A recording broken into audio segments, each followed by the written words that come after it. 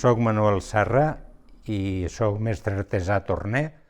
Fa 50 anys que tornejo.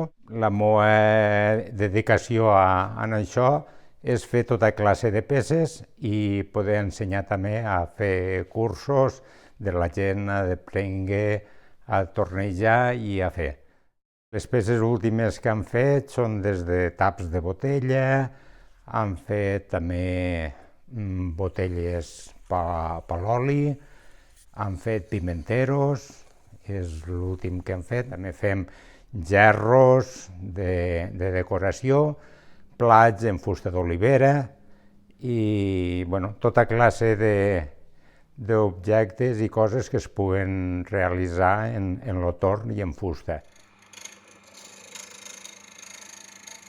Fem també un sistema de segmentat que es diu, que és ajuntar les peces i després tornejar-les.